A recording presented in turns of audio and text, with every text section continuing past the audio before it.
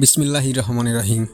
সকল প্রশংসা আল্লাহর, যিনি আমাদের দান করেছেন এমন সাহাবীদের জীবনী যাদের জীবন আমাদের জন্য আদর্শ। আজকের এই পর্বে আমরা জানব এমন একজন সাহাবীর কথা যাকে রাসূল সাল্লাল্লাহু আলাইহি সাল্লাম নিজেই উপাধি দিয়েছিলেন সাইফুল্লাহ, অর্থাৎ আল্লাহর তরবারি। তিনি হলেন খালিদ ইবনে ওয়ালিদ। খালিদ রাদিয়াল্লাহু তাআলা আনহু জন্মগ্রহণ করেন কুরাইশ গোত্রের বনু মাখজুম শাখায়। তার পিতা ওয়ালিদ ইবনে মুগিরা ছিলেন মক্কার অন্যতম প্রভাবশালী ব্যক্তি। তার পরিবার ছিল যুদ্ধবিদ্যায় পারদর্শী, আর খালিদ ছোটবেলা থেকেই তলোয়ার চালাতে শিখেছিলেন। খালিদ রাদিয়াল্লাহু তাআলা আনহু প্রথম দিকে ইসলামের প্রবল বিরোধী ছিলেন। তিনি বদরের যুদ্ধে অংশ নেননি, কারণ সে সময় তিনি কাবিলার নেতৃত্বে ছিলেন না। কিন্তু উহুদের যুদ্ধে তিনি ছিলেন কুরাইশ বাহিনীর ঘোড়সাওয়ারের দলনেতা, এবং তিনি ছিলেন সেই কৌশলের রচয়িতা যার মাধ্যমে মুসলিম বাহিনী ক্ষতির সম্মুখীন হয়। খালিদের ইসলাম গ্রহণ একটি গভীর ঘটনা। তিনি বুঝতে পেরেছিলেন মুসলমানরা সত্যের শক্তিতে বিজয়ী হচ্ছে। একদিন তিনি নিজেই বলেছিলেন, আমি বুঝতে পারি এই ধর্মের বিরুদ্ধে প্রতিরোধ করা অসম্ভব, আমি কেবল অহংকারের জন্য দেরি করেছি। তিনি হিজরতের 8ম বছরে মক্কা বিজয়ের আগে ইসলাম গ্রহণ করেন।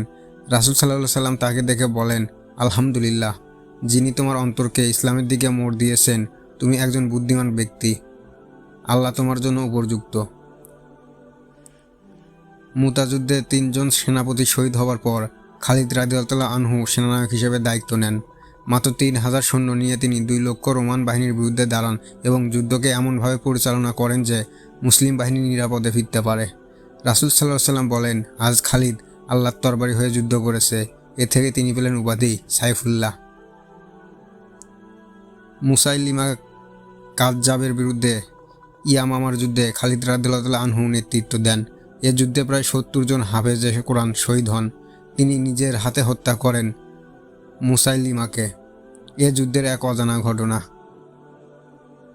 খালিদ রাদিয়াল্লাহু তাআলা আনহু যুদ্ধের সময় এতবার তলোয়ার চালান যে 3টি তলোয়ার ভেঙে যায়। শেষ পর্যন্ত তিনি ইয়ামানের একটি সরু তরবারি দিয়ে যুদ্ধ শেষ করেন। তিনি ছিলেন ইতিহাসের এমন একজন সেনাপতি যিনি একবারও পরাজিত হননি।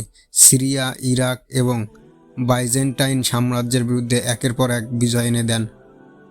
এক অজানা ঘটনা।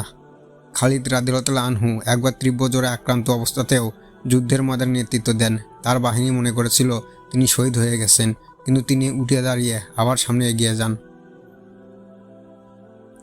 খালিদ রাদিয়াল্লাহু তাআলা আনহু বলেন, আমি এমন সৈনিক যার শরীরের প্রতিটি অংশে আঘাতের চিহ্ন আছে, তলোয়ার, বর্শা, তীরের। কিন্তু আজ আমি বিছানায় মৃত্যুর মুখোমুখি। কাপুরুষ যেন এই সত্য জেনে লজ্জিত হয়। তিনি কাঁদতে কাঁদতে বলেছিলেন, আমার মতো যোদ্ধার মৃত্যু বিছানায় কেন? তিনি চেয়েছিলেন শহীদের মৃত্যু, কিন্তু আল্লাহ তার জন্য আরেক পথ নির্ধারণ করেছিলেন, জীবনভর বিজয়, কিন্তু মৃত্যুর আগে নীরবতা। খালিদ রাদিয়াল্লাহু তাআলা আনহুর প্রিয় ঘোড়ার নাম ছিল আশকর। তিনি সেই ঘোড়ার সাথে প্রায় প্রতিটি যুদ্ধে অংশ নেন। তিনি বলতেন, আশকর ছাড়া আমি অসম্পূর্ণ। তার মৃত্যুর সময় তিনি আশকরের কপালে হাত রেখে বলেছিলেন, তুমি আমার যুদ্ধের সাথী ছিলে, আজ আমি তোমাকে বিদায় দিচ্ছি।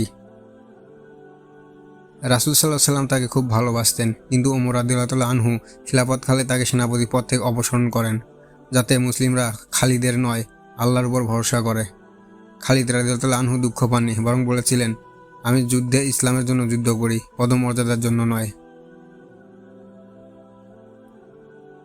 খালিদ ইবনে ওয়ালিদ রাদিয়াল্লাহু তাআলা আনহু আমাদের শিখিয়েছেন ঈমান কিভাবে মানুষকে অপরাজেয় করে তোলে, কৌশল ও সাহস কিভাবে ইতিহাস বদলায়, এবং আল্লাহর উপর নির্ভরতা কেমন হতে হয়। তিনি ছিলেন এক তরবারি যার ধার আজও ইতিহাসে বিদ্যমান। বন্ধুরা, এই ছিল আল্লাহর তরবারি খালিদ ইবনে ওয়ালিদ রাদিয়াল্লাহু তাআলা আনহুর এর জীবনের অজানা ও অনুপ্রেরণামূলক অধ্যায়। এই ভিডিও ভালো লাগলে লাইক, কমেন্ট আর শেয়ার করতে ভুলবেন না। কমেন্টে লিখুন, আমাদেরও সাহস দাও খালিদের মতো হতে, হে আল্লাহ।